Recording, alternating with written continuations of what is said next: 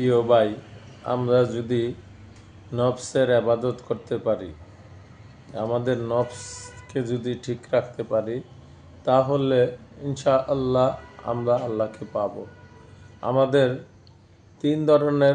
তিন ধরনের নফস আছে: নফসে আম্মারা, নফসে আউয়ামা, নফসে মুতমাইন। তো নফসে আম্মারা হইল বিপদগামী নফস।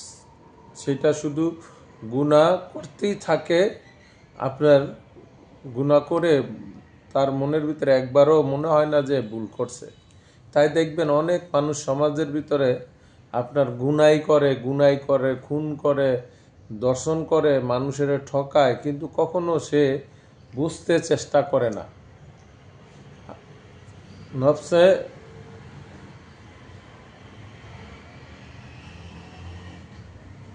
নফসে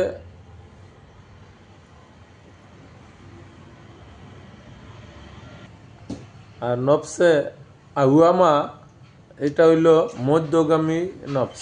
সেটা আমি গুনাহ করব, গুনাহ করলেও কি হয়, মনের ভিতরে একটা জিনিস আসে বারবার যে এই কাজটা আমার ভুল হয়েছে, অমুক একজনের আমি গালি দিছি, গালিটা দেওয়া ভুল হয়েছে। হ্যাঁ, মানে এই নফসটা ভালো, এটা থাকাটা ভালো। এটা মধ্যগামী নফস, মধ্যগামী জিনিস আল্লাহ মানুষের ভিতরে দিছে বা রাখতে পারলে সেটা ভালো।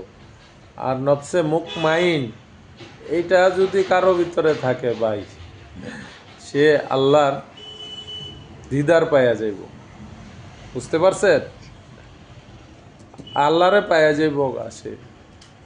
সে যে অলি বলা হয় না, সে অলি হয়ে যাইব, আল্লাহর অলি হয়ে যাইব। অলি মানে আল্লাহর প্রিয় লোক।